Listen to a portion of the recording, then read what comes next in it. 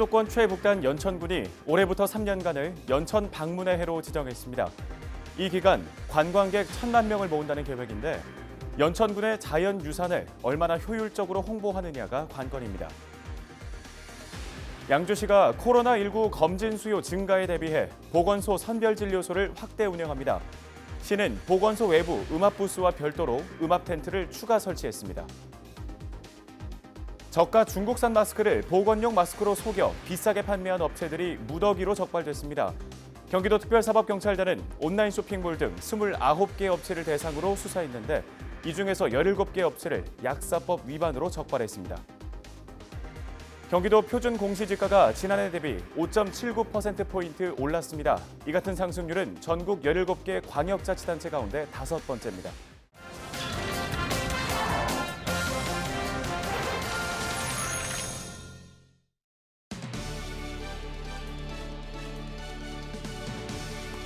시청자 여러분 안녕하십니까? 헬로티비 뉴스 나라 시작합니다. 수도권 최북단 연천군이 올해 야심차게 준비한 프로젝트가 있습니다. 앞으로 3년 동안 연천 방문의 해를 추진해 관광객 1,000만 명을 모은다는 계획인데요. 연천군의 무수한 자연유산을 얼마나 효율적으로 홍보하느냐가 사업 성패의 관건이 될 것으로 보입니다. 이지훈 기자입니다. 한탄강을 따라 병풍처럼 둘러쳐진 주상절리. 50만 년 전 화산 폭발로 흘러나온 용암이 기이한 비경을 만들어냈습니다. 천연 기념물로 등재된 비둘기낭 폭포는 한탄강 주상절리의 백미로 꼽힙니다. 다양한 지질 유산이 분포된 한탄강과 임진강변. 그 가치를 인정받아 지난 2016년 국가지질공원으로 지정됐습니다. 특히 자연경관이 뛰어나기로 유명한 임진강 유역은 지난해 유네스코 생물권 보존 지역에 등재됐습니다. 연천군이 이런 자연유산을 앞세워 관광객 끌어들이게 나섭니다. 올해부터 3년간을 연천 방문의 해로 추진합니다. 연천군은 이 기간 총 1,000만 명 이상의 관광객을 모은다는 계획입니다. 매년 300만 명 이상의 관광객이 와야 한다는 계산인데 현재보다 2배 이상 많은 수준입니다.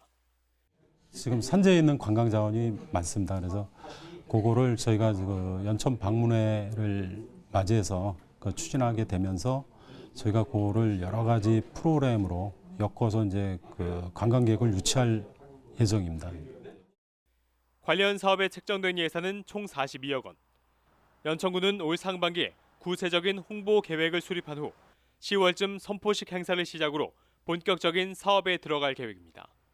이를 위해 공무원과 전문가, 군의원 등으로 구성된 관광진흥위원회를 구성했습니다.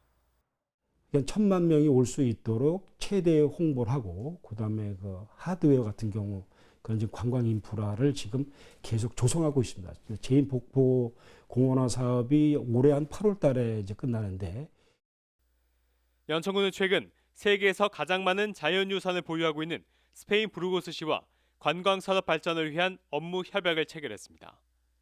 헬로티비 뉴스 이지훈입니다. 신종 코로나19가 발생한 지 벌써 2달째입니다. 국내에서는 확진자가 연일 나오지 않으면서 조금씩 코로나19 감염이 둔감되는 추세입니다만 중국을 중심으로 확진 환자와 사망자 수는 여전히 지속적으로 늘고 있습니다. 국내외 발생 현황 장보영 기자가 짚어봅니다. 코로나19의 확산 추세는 중국을 중심으로 여전히 심각한 상황입니다. 13일 오후 5시를 기준으로 누적 확진자는 6만여 명, 사망자는 1,300여 명으로 집계됐습니다. 중국 후베이성에서 감염자와 희생자가 급증했는데요. 하루 만에 환자가 14,840명이 추가됐고 사망자도 242명 늘었습니다. 코로나19 감염자가 집단 발생한 일본 요코하마항 정박 크루즈선인 다이아몬드 프린세스호에서도 확진자 44명이 추가로 확인됐습니다. 한국인 승객 15명의 감염 여부는 확인되지 않았습니다. 이런 상황에도 국내외에서 완치 사례가 잇따라 나오고 있습니다. 홍콩에 사는 20대 남성이 퇴원했고 티베트와 러시아 등에서도 3명이 완치해 귀가했습니다. 우리나라에서도 13일 오후를 기준으로 사흘째 추가 감염자가 없는 가운데 확진자 28명 중 7명이 완치 판정을 받고 퇴원했습니다. 세 번째 전세기 편으로 입국한 우한 교민 중 의심 증상을 보인 한국인 3명과 중국인 2명도 모두 음성 판정을 받으면서 국내 확진자 수는 점차 둔화되는 추세입니다. 하지만 안심하기는 이릅니다. 확진자 중 1명이 비교적 중증 상태로 산소 공급 치료를 받고 있습니다.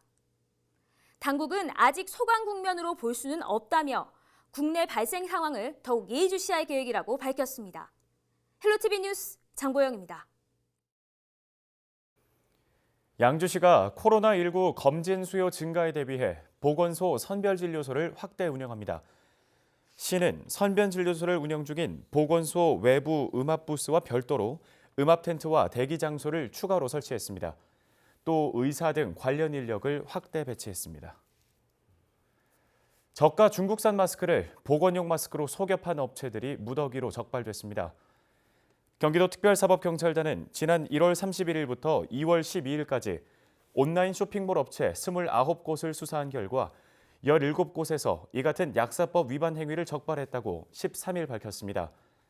주요 위반 내용은 식약처의 KF 인증을 받지 않은 마스크를 감염원 및 미세먼지 차단 효과가 있는 마스크로 광고, 판매한 행위 10건, 과장 광고 행위 7건 등입니다. 도 특사경은 적발된 수도권 소재 업체 13곳을 형사 입건하고 수도권 업체 외 4곳은 관할 특사경으로 이관할 예정입니다.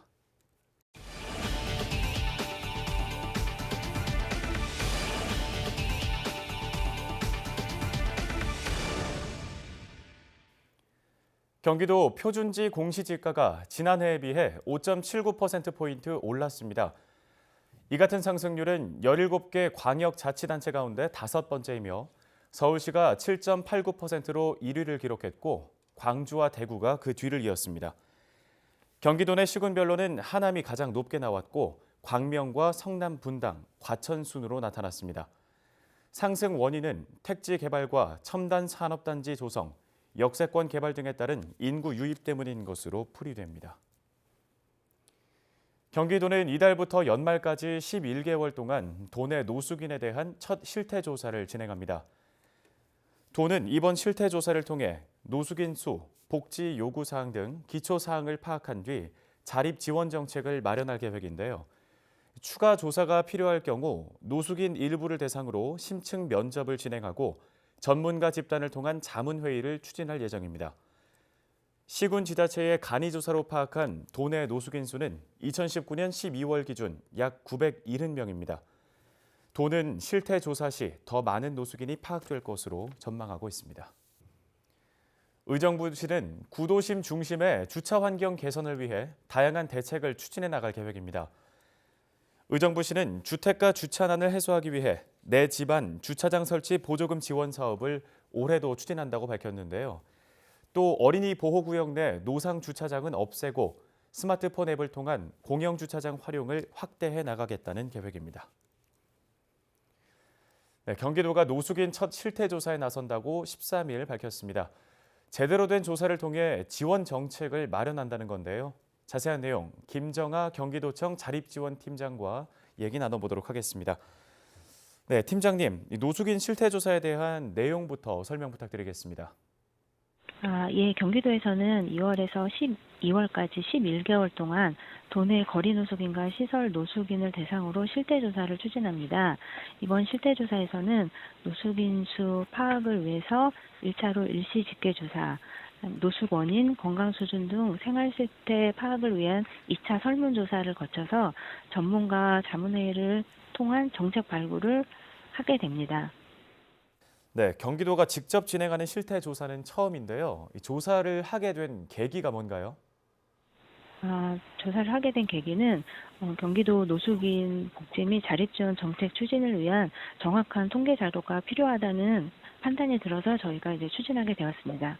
네, 이 실태조사를 하기에 앞서서 도내 각 시군별로 간이조사로 노숙인 수를 파악한 걸로 알고 있는데요. 간이조사에서 파악된 이 노숙인의 규모는 어떻게 됩니까? 저희가 시군을 통해서 매월 노숙인 수를 보고받고 있는데요. 전체 97명 중에 작년 12월 말 기준입니다. 전체 970명 중에 거리 노숙인 수는 한 270명 정도로 파악되고 있습니다. 네, 알겠습니다. 이 실태 조사에서 아무래도 조금 더 심층적인 조사가 이루어지겠지만 간이 조사와 실태 조사의 차이가 궁금하거든요. 간이조사는요, 각 시군에서 거리 노숙인이 자주 보고되는 곳을 현장 확인하여 노숙인 수를 파악한 것이고요. 이번 실태조사에서는 1차로 일시 집계조사에서 거리 노숙인 조사원이 거리 노숙인 거점 지역으로 파견되어서요, 노숙인의 규모 및 기초 정보까지 조사를 하고, 그다음에 시설 노숙인 같은 경우는 조사원이 시설로 파견되어 노숙인 규모나 기초 정보 조사를 파악하고, 그 다음에 이제 면접원이 거리 및 시설 노숙인 표본 추출 대상자를 100명을 개별 면접을 해서 노숙 원인이나 건강 수준 등에 대한 노숙인 특성 및 주요 욕구를 심층적으로 분석하게 됩니다. 네. 이 조사 이후에 전문가 자문회의를 통해서 관련 정책을 마련한다고 들었습니다. 이 전문가 자문회의는 어떤 방식으로 진행되는 건가요? 전문가 자문회의는요, 노숙인 복지 전문가 및 관계 시설 종사자들이 모여서 주제별로 토론을 통해서 정책을 마련하려고 합니다. 네, 알겠습니다. 앞으로 구체적인 일정이 좀 나왔을까요? 이번 거리 노숙인 실태조사에 있어서 현장 전문가의 역할이 중요한 만큼 먼저 시군 및 시설 종사자 대상으로 사전 간담회를 저희가 3월 초 정도에 개최할 예정입니다. 거기서 구체적으로 분기별로 어떻게 만날지 그런 거는 논의해 나갈 예정입니다. 네, 잘 알겠습니다. 그러면 끝으로 이번 조사를 통해서 어떤 효과를 기대하고 계신 건가요? 이번 실태조사를 통해서 노숙인 복지 사업의 효과성 검토를 해서 중점 추진 사업을 저희가 발굴할 계획이고요. 또 이제 경기도만의 지역적 특성을 반영한 노숙인 복지 자원 연계 체계가 구축될 것으로 기대를 하고 있습니다. 네, 지금까지 경기도 노숙인 실태 조사에 대한 내용 김정아 경기도청 자립지원 팀장이었습니다.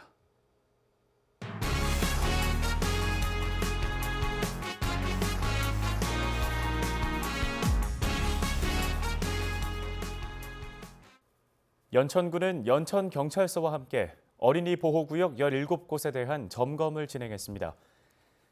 연천군과 연천경찰서는 매년 상하반기 개학 전 어린이 보호구역 내 안전시설을 점검하고 어린이 통학로의 안전 확보를 위해 점검을 추진하고 있는데요. 올해 점검에서는 지난해 말 통과된 민식이법으로 인한 무인 단속 장비와 신호등 설치 의무, 어린이 보호구역 내 어린이 교통사고 시 처벌 강화 등의 현안 사항을 중심으로 진행됐습니다. 육군 제6617 부대는 오는 20일 오전 8시부터 10시까지 노야산 전술훈련장에서 사격훈련을 실시합니다. 군 당국은 사격훈련으로 인한 소음과 먼지 피해, 안전 문제 등의 주의를 당부했는데요. 소음 피해 예상 지역은 양주시 광정면 비암리와 백서급 일대입니다. 끝으로 날씨 정보 전해드립니다. 금요일은 오전 기온은 3도, 낮 기온은 14도로 예상됩니다. 평년보다 5도 이상 높은 기온을 보일 것으로 전망되는데요. 중국에서 다가오는 고기압의 영향으로 하늘은 맑을 것으로 보입니다. 다만 미세먼지가 악화될 수 있습니다. 황사용 마스크 꼭 지참하시기 바랍니다. 경기 북부 주간 날씨 보시죠. 토요일까지는 이상 고온 현상이 이어지겠습니다. 낮 기온이 15도까지 오르면서 봄 같은 포근함이 느껴질 것으로 보이는데요. 다만 일요일 오후부터는 다시 찬 공기가 유입돼 추워지겠습니다. 생활지수입니다. 다음 주부터는 영하 10도에 가까운 맹추위가 다시 찾아옵니다. 시설물 동파나 도로 교통 안전에 주의하시기 바랍니다.